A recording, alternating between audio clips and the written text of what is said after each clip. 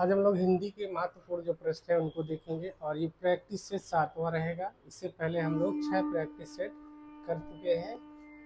आज 7वां practice set रहेगा।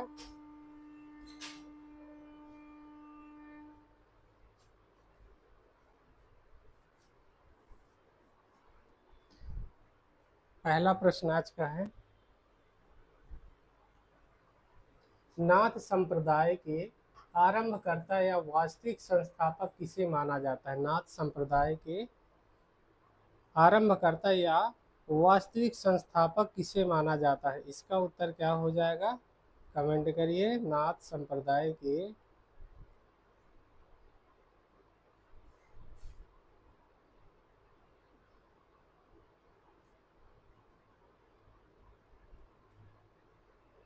तो इसका उत्तर क्या हो जाएगा? मत्स्येंद्र नाथ, गोरखनाथ, आदिनाथ या चौरंगी नाथ?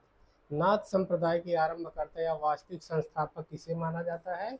गोरखनाथ को माना जाता है। ठीक है। दूसरा प्रश्न है, संदेश रासक के रचयिता कौन है? संदेश रासक के रचयिता कौन माने जाते हैं? अब्दुल रहमान अद्दमाण है यहाँ पर, जिन दत्त सूर्य है, जिन दत्त सूर्य, विजय सेन सूरी या शालिभद्र सूरी? इसका उत्तर क्या हो जाएगा? संदेश रासक के रचयिता कौन माने जाते? तो इसका उत्तर हो जाएगा, क्या हो जाएगा? अब्दुल रहमान। ठीक है, अद्दमाण भी इनको कहते हैं। तो अब्दुल रहमान की रचना क्या है? संदेश रासक है। ठीक है। फिर अगला प्रश्न है, संत कबीर की भाषा को पंचमेल खिचड़ी किसने कहा है? ये प्रश्न बहुत सरल है, बहुत आसान है, लेकिन अक्सर कंफ्यूजन के कारण गलत होता है। संत कबीर की भाषा को पंचमेल खिचड़ी किसने कहा है? शुक्ल जी ने, श्याम सुंदर दास ने, हजारी प्रसाद द्विवेदी ने या बाबू गुलाब राय? तो इसका उत्तर क्या हो जाएगा? संत कबीर की भाषा को पंचमेल खिचड़ी किसके द्वारा कहा जाता है? उत्तर हो जाएगा श्याम सुंदर दास। ठीक है। हजारी प्रसाद द्विवेदी संत कबीर को क्या कहते हैं? बाणी का डिक्टेटर कहते हैं। इसको भी याद रखिएगा। कबीर दास को बाणी का डिक्टेटर किसके द्वारा कहा जाता है? तो इसका उत्तर क्या हो जाएगा? बाणी का डिक्टेटर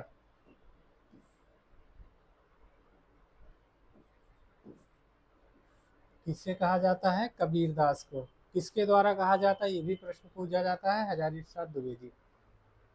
फिर अगला प्रश्न है, जायसी की किस रचना में देवनागरी वर्णमाला के एक एक अक्षर को लेकर सिद्धांत का निरूपण किया गया है? ये प्रश्न भी पूछा जाता है, याद रखिएगा।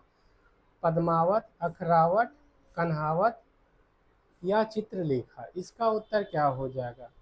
तो इसका उत्तर यहाँ हो जाएगा अखरावट। ठीक है। अखरावट के एक एक अक्षर को लेकर के सिद्धांत संबंधी बातों का निरूपण किया गया है। पद्मावत देख लेते हैं। पद्मावत में 57 खंड है। ठीक है, 57 खंड या समय है, समय भी है, इसको कहा जाता है। और इसके नायक कौन रहते हैं? नायक रतन सेन। ठीक है, रतन सेन। इसको भी याद रखिएगा, पूछा जाता है। और इनकी पत्नी रहती है नागमती, और दूसरी पत्नी जिससे विवाह करने के लिए जाते हैं सिंघलगढ़, उसकी नाम रहता है पद्मावती। पद्मावती। फिर अगला प्रश्न है, अष्टछाप के कवियों में से कौन से कवि सूरदास के सखा और अष्टछाप के प्रधान स्तंभों में से एक थे? कुंभन दास, नंददास, परमानंद दास या गोविंद स्वामी? इसका उत्तर क्या हो जाएगा? कमेंट करिए। अष्टछाप के कवियों में से कौन से कवि सूरदास के सखा और अष्टछाप के प्रधान स्तंभों में से एक थे? इसका उत्तर क्या हो जाएगा? परमानंद दास। ठीक है। फिर अगला प्रश्न है, और इसमें अष्टछाप की स्थापना कब होती है? 1565 ईस्वी में। किसके द्वारा की जाती है? विट्ठल नाथ के द्वारा की जाती है। ठीक है, ये भी याद रखिएगा, विट्ठल नाथ। अगला प्रश्न है, रामचरितमानस के किस कांड में सबरी कथा का वर्णन मिलता है? अयोध्या कांड, अरण्य कांड, किष्किंधा कांड या सुंदर कांड? तो इसका उत्तर क्या हो जाएगा? सबरी कथा किसमें मिलती है? अरण्यकांड में मिलती है। ठीक है, उत्तर हो जाए अरण्यकांड। और रामचरितमानस किसकी रचना है? गोस्वामी तुलसीदास। ये भक्ति काल के कवि हैं, ये भी पूछा जाता है। तो तुलसीदास किस काल के कवि हैं? भक्ति काल के कवि हैं। ठीक है, और इसमें कितने कांड हैं? तो 7 कांड हैं। ठीक है, इसका सीरियल याद कर लीजिएगा, बालकांड, अयोध्या कांड, अरण्य कांड और किष्किंधा कांड, सुंदर कांड, लंका कांड और उत्तर कांड। ठीक है, याद कर लीजिएगा। फिर इसके बाद अगला प्रश्न है, रीति काल के किस कवि को रसखान के बाद प्रेम की पीर का कवि कहा जाता है? बोधा, आलम, घनानंद या ठाकुर? इसका उत्तर क्या हो जाएगा? रीति काल के किस कवि को रसखान के बाद प्रेम की पीर का कवि कहा जाता है? तो उत्तर हो जाएगा घनानंद। ठीक है, फिर अगला प्रश्न है, बिहारी सतसई में कुल दोहों की संख्या लगभग कितनी मानी जाती है? 500, 700, 713 या 719, 1000? इसका उत्तर क्या हो जाएगा? बिहारी सतसई में कुल दोहे कितने हैं? 713 या 719। ठीक है, बिहारी सतसई किसकी रचना है? रीति सिद्ध कवि, रीति सिद्ध कवि, ये भी याद रखिएगा, रीति सिद्ध कवि है बिहारी, उन्हीं का ग्रंथ है बिहारी सतसई। ठीक है, फिर अगला प्रश्न है, भाषा भूषण ग्रंथ के रचयिता कौन है? जसवंत सिंह, मतीराम, चिंतामणि या केशवदास? इसका उत्तर क्या हो जाए?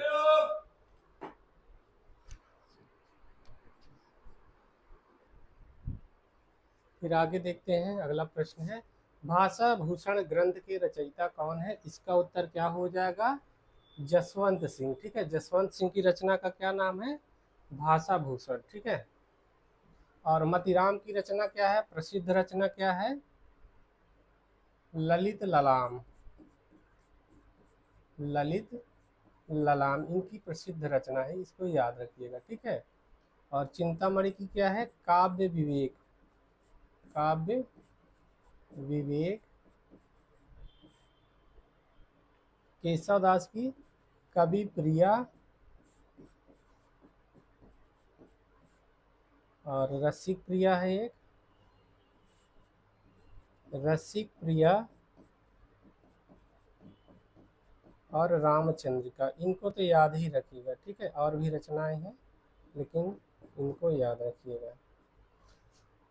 फिर अगला प्रश्न है, शिव सिंह सरोज ग्रंथ का रचना वर्ष क्या है? 1833, 1883, 1899 या 1913 ईस्वी? इसका उत्तर क्या हो जाएगा? शिव सिंह सरोज ग्रंथ का रचना वर्ष क्या है? इसका उत्तर क्या हो जाएगा? 1883 ईस्वी। ठीक है, शिव सिंह सरोज ग्रंथ किसके द्वारा लिखा गया है? तो शिव सिंह सेंगर का महत्वपूर्ण ग्रंथ है। क्या है? शिव सिंह सरोज, शिव सिंह सेंगर के द्वारा ये लिखा जाता है। ठीक है, और इतिहास ग्रंथ और भी है। गारसा दतासी से इतिहास लेखन की परंपरा का प्रारंभ होता है। ठीक है, गारसा दतासी से प्रारंभ होता है। इनके ग्रंथ का नाम रहता है इस्तवार द लॉ, लिटरेचर, हिंदुई और हिंदुस्तानी। फिर इसके बाद है जॉर्ज ग्रियर्सन है। ठीक है, जॉर्ज ग्रियर्सन, जॉर्ज ग्रियर्सन के इतिहास ग्रंथ का क्या नाम रहेगा?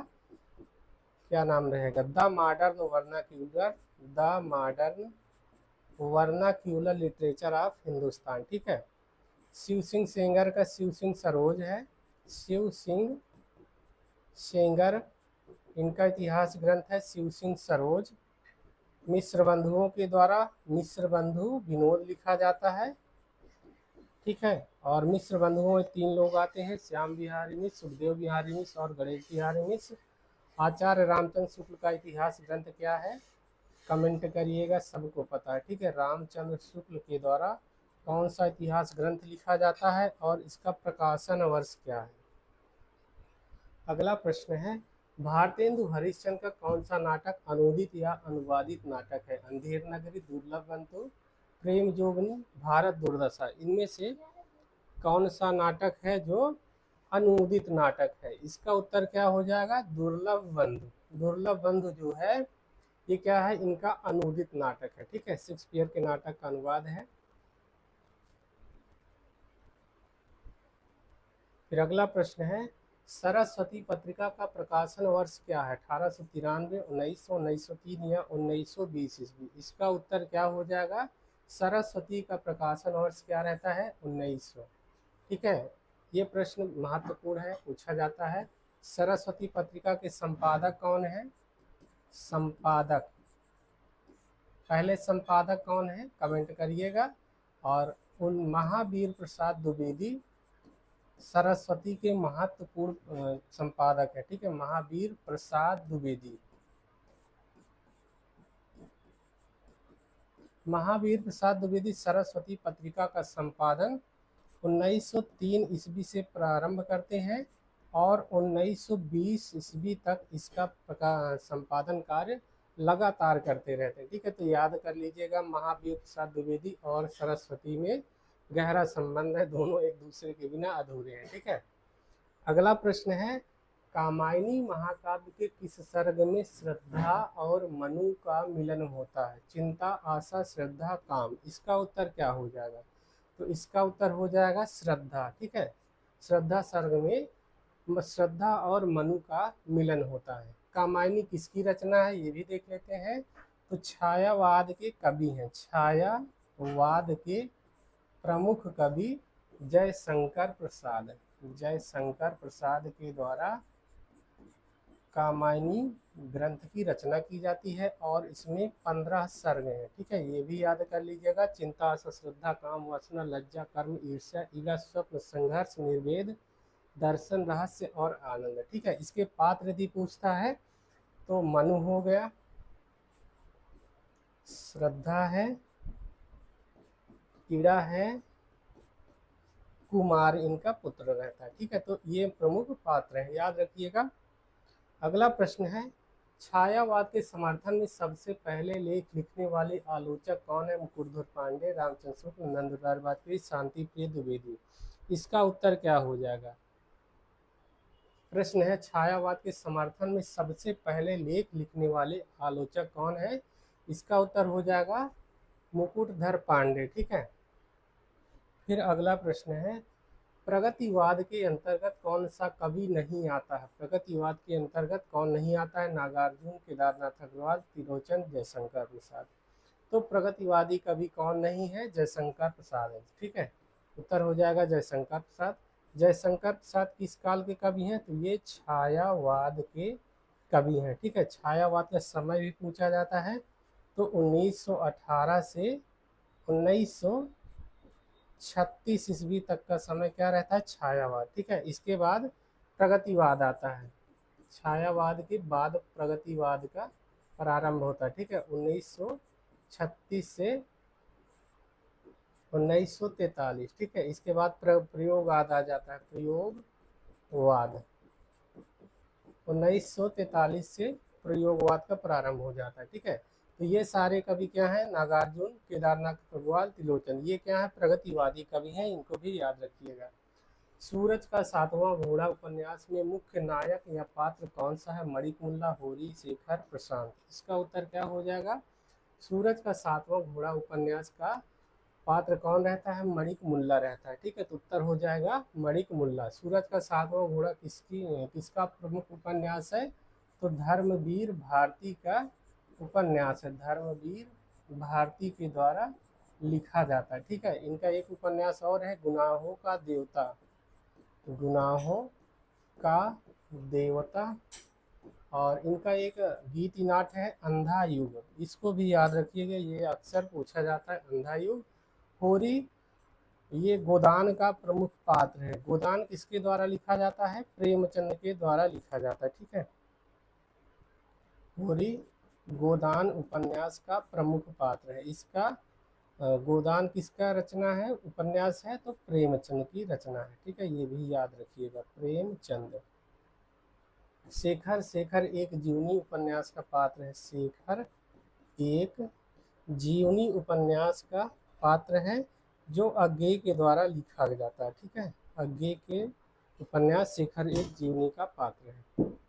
फिर अगला प्रश्न देख लेते हैं, राग दरबारी उपन्यास के लेखक कौन है? श्रीलाल शुक्ल, फणीश्वर नाथ रेणु, अमृतलाल नागर, भीष्म साहनी। इसका उत्तर क्या हो जाएगा?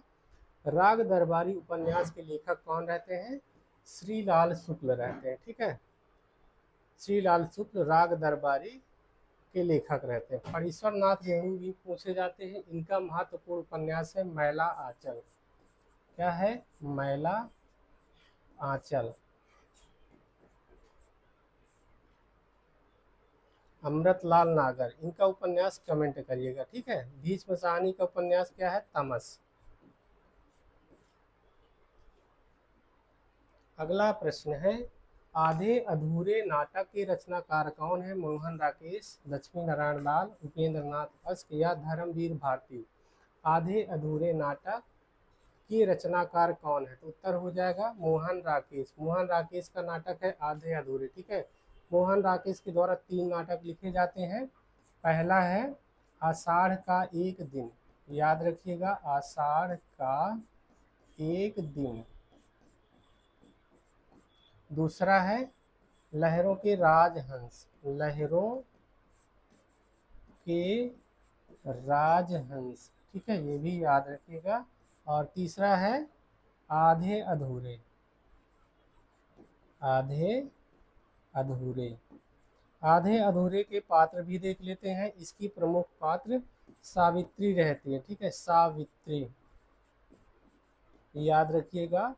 इसके पात्र हैं आषाढ़ का एक दिन कालिदास, इसका प्रमुख पात्र है। ठीक है, इसका खल पात्र विलोम रहता है, नायिका मल्लिका रहती है। ये भी सारी चीज़ें याद रखिएगा, बार बार रिपीट करते हैं जिससे याद हो जाए। फिर अगला प्रश्न है, ईदगाह कहानी के मुख्य पात्र का नाम क्या है? हल्कू, हामिद, सुभागी या घीसू। इसका उत्तर क्या हो जाएगा? कमेंट करिए। ईदगाह कहानी के मुख्य पात्र का क्या नाम रहता है? उत्तर हो जाएगा हामिद। ठीक है, ईदगाह किसकी कहानी है? प्रेमचंद की कहानी है, प्रेमचंद। इनकी प्रमुख कहानी क्या है? कफन। कफन याद रखिएगा। ठीक है, कफन का ही पात्र घीसू है। घीसू जो पात्र है ये कफन कहानी का पात्र है।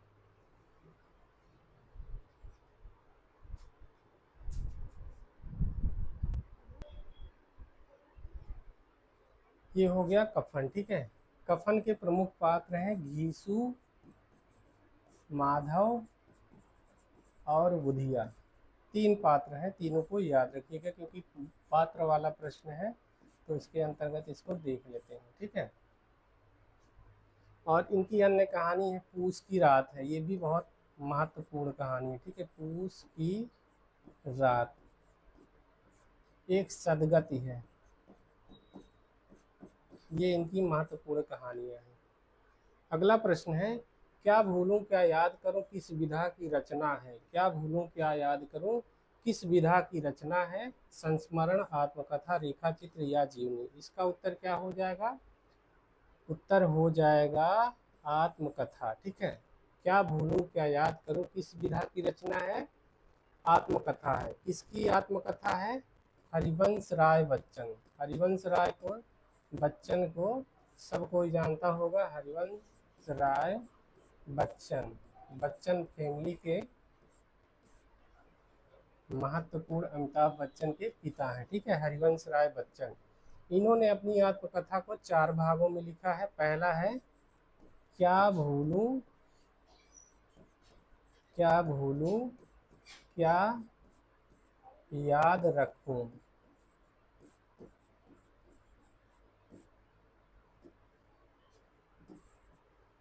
नीड का निर्माण।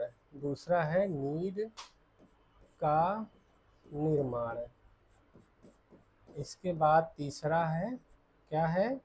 बसेरे से दूर। बसेरे से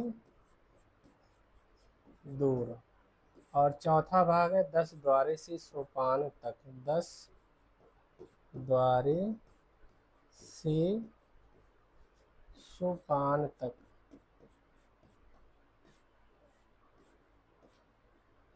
ठीक है, ये भी याद रखिएगा। हिंदी की आदि भाषा किसे कहा जाता है? प्राकृत, संस्कृत, पाली या अपभ्रंश? इसका उत्तर क्या हो जाएगा? हिंदी की आदि भाषा किसे कहा जाता है? तो क्या है? संस्कृत है, क्योंकि संस्कृत प्राचीन काल से आती है, इसी के बाद में आगे अनेक भाषाओं में परिवर्तित हो दी जाती है। तो संस्कृत इसकी आदि भाषा कही जाती है। ठीक है, यदि पूछा जाए हिंदी भाषा की उत्पत्ति किस अपभ्रंश से हुई है, तो क्या हो जाएगा? सौरसूनी अपभ्रंश से। ठीक है, फिर अगला प्रश्न है, चाछा जाझा इया का उच्चारण स्थान क्या है? इसका उत्तर क्या हो जाएगा? चाछा जाझा इया का उच्चारण स्थान क्या है? कंठ, तालु, मूर्धा या दंत? इसका उत्तर क्या हो जाएगा? चाछा जा का क्या है? तालु है। ठीक है, तालु सही हो जाएगी। कंठ में का वर्ग की ध्वनियां आएंगी, का वर्ग। तालु में, तालु यानी तालब्य, तालब्य में चा वर्ग की ध्वनियां आती हैं। मूर्धन्य टा वर्ग की ध्वनियां इसमें हो जाएंगी। ठीक है, टा वर्ग में पांचों ध्वनियां, दंत में ता वर्ग हो जाएगा। ठीक है, ता वर्ग, इसको भी देखे रहिएगा। अगला प्रश्न है, सज्जन शब्द का सही संधि विच्छेद क्या है? सतधंजन, समधंजन, सदधंजन, साधनजन? इसका उत्तर क्या हो जाएगा? तो सज्जन शब्द का सही संधि विच्छेद क्या हो जाएगा? सतधन जन हो जाएगा। ठीक है, और इसमें कौन सी संधि है? तो यहाँ पर व्यंजन संधि हो जाएगी। पूछ ले यदि सज्जन में कौन सी संधि है, तो क्या हो जाएगा? व्यंजन संधि हो जाएगा। ठीक है, ताजा में बदल जाता है तो सज्जन हो जाता है। अगला प्रश्न है, चक्रपाणी शब्द में कौन सा समास है? अव्ययी भाव समास, बहुव्रीहि समास, कर्मधारय समास या तत्पुरुष समास? इसका उत्तर क्या हो जाएगा? कमेंट करिए। चक्रपाणी शब्द में कौन सा समास है? पहले इसका समास विग्रह करते हैं। चक्र है पाणी, पाणी का अर्थ है हाथ। चक्र है पाणी में जिसके, अर्थात कौन हो जाएंगे? भगवान विष्णु। ठीक है, तो जिस समास में ना पूर्व पद प्रधान होगा ना उत्तर पद प्रधान होगा, बल्कि दोनों मिलकर किसी अन्य पद की ओर इशारा या संकेत करेंगे, वहां पर क्या हो जाता है? बहुव्रीहि समास हो जाता है। ठीक है, तो उत्तर हो जाएगा बहुव्रीहि समास। फिर अगला प्रश्न है, उत्कृष्ट का सही विलोम शब्द क्या है? निकृष्ट, अपकृष्ट, भ्रष्ट या अधम? इसका उत्तर क्या हो जाएगा? तो उत्कृष्ट का क्या हो जाएगा?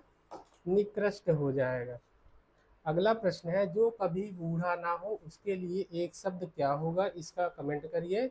अमर, अजर, चिरंजीवी या तरुण? इसका उत्तर क्या हो जाएगा? जो कभी बूढ़ा ना हो उसको क्या कहेंगे? अजर।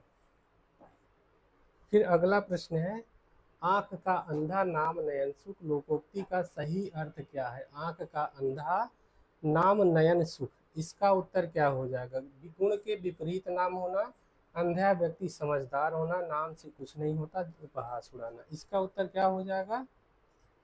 गुण के विपरीत नाम का होना। ठीक है,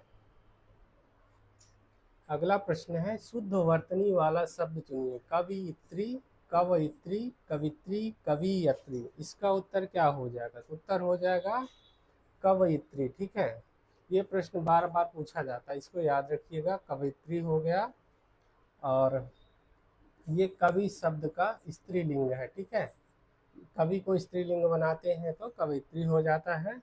इसी तरह और शब्द है उज्ज्वल, जैसे यदि कहा जाए उज्ज्वल में कौन सा सही हो जाएगा? तो उज्ज्वल इस तरह लिखा जाएगा। ठीक है, इसी तरह एक और आता है आशीर्वाद, आशीर्वाद, आशीर्वाद भी अक्सर आता है और गलत हो जाता है, तो आशीर्वाद का सही रूप ये हो जाएगा। ठीक है, फिर अगला प्रश्न है, संबंध कारक का विभक्ति चिन्ह क्या है? ने, को, काके, की, से, द्वारा? इसका उत्तर क्या हो जाएगा? संबंध कारक का विभक्ति चिन्ह क्या होगा? संबंध का होगा का, के, की, रा, रे, री, ना, ने, नी। ठीक है, ये सब क्या है? संबंध कारक के उदाहरण है, अरे विभक्ति चिन्ह। ठीक है, कर्ता का ने होता है, कर्ता कर्म को, सॉरी यहाँ पर कर्म, कर्म कारक की विभक्ति क्या है? को है, और करण कारक की से या द्वारा होती है। फिर अगला प्रश्न है, संज्ञा के स्थान पर प्रयुक्त होने वाले शब्दों को क्या कहते हैं? विशेषण, सर्वनाम, क्रिया या अव्यय? इसका उत्तर क्या हो जाएगा? जो शब्द संज्ञा के स्थान पर प्रयुक्त होंगे उन्हें क्या कहेंगे? सर्वनाम कहेंगे। अगला प्रश्न है, काव्यादर्श के रचयिता कौन है? काव्यादर्श किसकी रचना है? दंडी, भामा, वामन या मम्मट? इसका उत्तर क्या हो जाएगा? कमेंट करिए। काव्यादर्श किसकी रचनी है? दंडी की रचना है काव्यादर्श, ठीक है। और भामा की क्या है? काव्यालंकार, काव्यालंकार, इसको भी याद रखिएगा। मम्मट की काव्य प्रकाश है।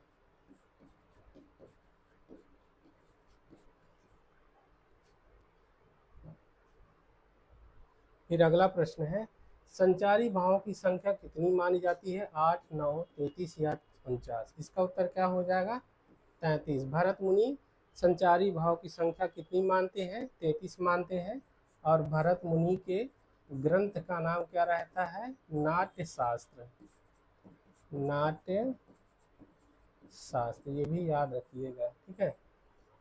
फिर अगला प्रश्न है, भयानक रस का स्थायी भाव क्या है? शोक, भय, जुगुप्सा या क्रोध? इसका उत्तर क्या हो जाएगा? कमेंट करिए। भयानक रस का स्थायी भाव क्या होता है?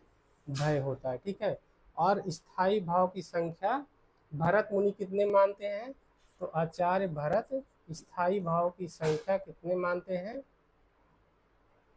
8 मानते हैं, ठीक है। 8 स्थायी भाव मानते हैं। और इस इधर भी देख लेते हैं, शोक किसका स्थायी भाव है? शोक रस किस रस का स्थायी भाव है? इसका उत्तर हो जाएगा करुण रस का स्थायी भाव शोक है। जुगुप्सा किस रस का स्थायी भाव है? बीभत्स रस का है, बीभत्स रस का है। क्रोध क्या है? रौद्र रस का स्थायी भाव क्या है? क्रोध है। फिर आगे देख लेते हैं, जहाँ एक शब्द एक ही बार प्रयुक्त हो पर उसके एक से अधिक अर्थ निकले, वहाँ कौन सा अलंकार होता है? यमक, श्लेष, अनुप्रास या उपमा? इसका उत्तर क्या हो जाएगा? सबको पता है, तो बहुत प्रश्न पूछा जाता है ये। जहाँ एक शब्द के एक से अधिक अर्थ निकलते हैं वहाँ पर कौन सा अलंकार होता है? शेष अलंकार होता है। जहाँ पर एक या एक से अधिक शब्द आए और उनके अलग अलग अर्थ निकले वहाँ पर यमक अलंकार हो जाएगा। अगला प्रश्न है, रोला छंद के प्रत्येक चरण में कितनी मात्राएं होती हैं? रोला छंद के प्रत्येक चरण में कितनी मात्रा होगी? 24, 26, 28 या 32? मात्रा पूछा जाता है, रट लीजिएगा किस छंद में कितनी मात्राएं होती हैं, किस पर यति होती है। तो रोला छंद में 24 मात्राएं होती हैं, ठीक है। अगला प्रश्न है, चौपाई छंद के प्रत्येक चरण में कितनी मात्राएं होती हैं? 12, 14, 16, 18? प्रश्न परीक्षा में इसी तरह बहुत आसान आसान आते हैं लेकिन वहाँ पर गलत हो जाते हैं, ठीक है। तो ध्यान से देखिएगा, चौपाई छंद के प्रत्येक चरण में कितनी मात्राएं होती हैं? 16 मात्राएं होती हैं, ठीक है। एक प्रश्न ये भी पूछा जाता है, छंद कितने प्रकार के होते हैं? छंद छंद कितने प्रकार के होते हैं? 3 प्रकार के होते हैं। पहला है मात्रिक छंद, मात्रिक छंद, मात्रिक छंद। दूसरा है वर्णिक छंद और तीसरा है मुक्त छंद। मुक्त छंद भी माना जाता है, ठीक है, याद रखिएगा। वक्रोक्ति संप्रदाय के प्रवर्तक कौन है? कुंतक, वामन, आनंदवर्धन या क्षेमेंद्र? इससे एक प्रश्न पूछा जाता है, संप्रदाय किसका कौन सा है? तो वक्रोक्ति संप्रदाय किसका है? आचार्य कुंतक का है, ठीक है। वामन का रीति संप्रदाय है, वामन रीति संप्रदाय। आनंदवर्धन ध्वनि संप्रदाय। ये प्रश्न अक्सर पूछे जाते हैं और गलत भी होते हैं। क्षेमेंद्र की क्या है? औचित्य।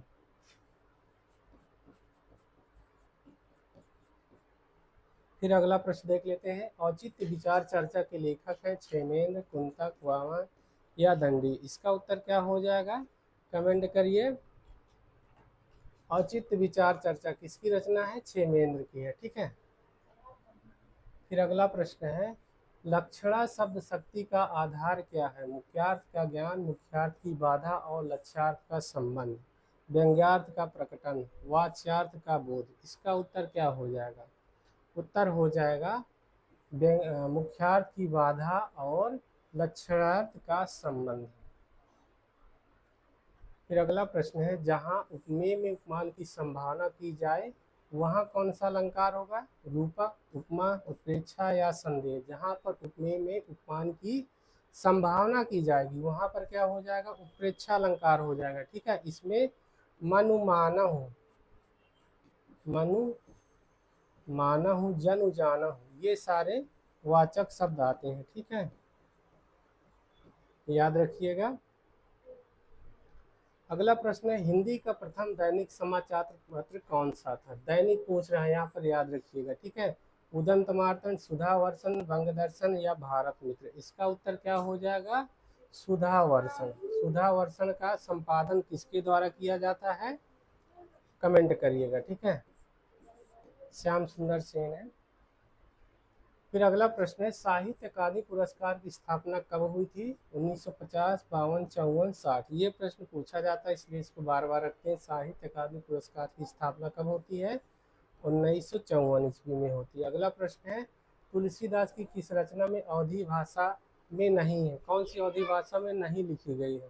रामचरितमानस, विनय पत्रिका, जानकी मंगल या रामलला नक्षु। तो इनमें से ये जो विनय पत्रिका है ये अवधी भाषा में नहीं लिखी है बल्कि ब्रज भाषा में लिखी गई है, याद रखिएगा। ठीक है, फिर अगला प्रश्न है, दिनकर जी को किस रचना के लिए भारतीय ज्ञानपीठ पुरस्कार मिला? रश्मिरथी, उर्वशी, कुरुक्षेत्र या संस्कृति के 4 अध्याय। तो इसका उत्तर क्या हो जाएगा? उर्वशी के लिए इन्हें ज्ञानपीठ पुरस्कार मिला है। ठीक है, भारतीय ज्ञानपीठ पुरस्कार इन्हें उर्वशी के लिए मिला है। और कब मिला है? 1972 ईस्वी में मिला। ठीक है, ये भी याद रखिएगा। अगला प्रश्न है, रिक्शा किस भाषा का शब्द है? जापानी, चीनी, फ्रांसीसी या पुर्तगाली। इसका उत्तर क्या हो जाएगा? रिक्शा किसका शब्द है? जापानी शब्द है। ठीक है, रिक्शा जापानी शब्द है। अगला प्रश्न है, हिंदी शब्द मूलतः किस भाषा का है? संस्कृत, फारसी, अरबी या तुर्की। उत्तर क्या हो जाएगा? फारसी भाषा का शब्द है। सूरदास के गुरु का नाम क्या था? रामानंद, वल्लभाचार्य, विठलनाथ या रामदास। उत्तर हो जाएगा वल्लभाचार्य। रामानंद के कुछ किसके गुरु हैं? कबीर दास के, कबीर दास के गुरु हैं। अगला प्रश्न है, तार सप्तक का प्रकाशन वर्ष क्या है? 1943, 1947, 1951 या 1959। तो तार सप्तक का प्रकाशन कब होता है? 1943 ईस्वी में। अगला प्रश्न है, अंधेर नगरी नाटक के रचनाकार कौन है? जयशंकर प्रसाद, भारतेंदु, मोहन राकेश या लक्ष्मी नारायण लाल। इसका उत्तर क्या हो जाएगा? भारतेंदु हरिश्चंद्र। ठीक है, प्रसाद का नाटक क्या है? चंद्रगुप्त, चंद्रगुप्त। दूसरा है महत्वपूर्ण, देखेंगे, स्कंदगुप्त। और क्या है? ध्रुव स्वामिनी। ये इनके 3 महत्वपूर्ण नाटक हैं, ध्रुव स्वामिनी। इसके बाद मोहन राकेश के नाटक देख लेते हैं।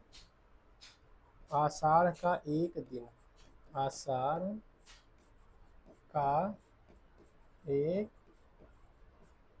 दिन। दूसरा है आधे अधूरे, याद रखिएगा। ठीक है, आधे अधूरे। फिर अगला प्रश्न है, कबीरदास की भाषा को आचार्य शुक्ल ने क्या कहा है? सदुक्खड़ी, पंचमेल, पूर्वी हिंदी या ब्रज भाषा। इसका उत्तर क्या हो जाएगा? कबीरदास की भाषा को शुक्ल जी क्या नाम देते हैं? इसका उत्तर क्या हो जाएगा? सदुक्खड़ी भाषा है। ठीक है, सदुक्खड़ी है।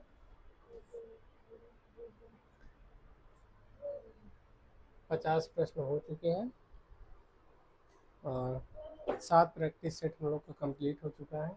बहुत ही सरल प्रश्नों को रखा गया है, जो महत्वपूर्ण है बार बार रिपीट करके रखा गया है। और इससे अगला वाला नेक्स्ट वीडियो में देखेंगे, प्रैक्टिस सेट 8। ठीक है।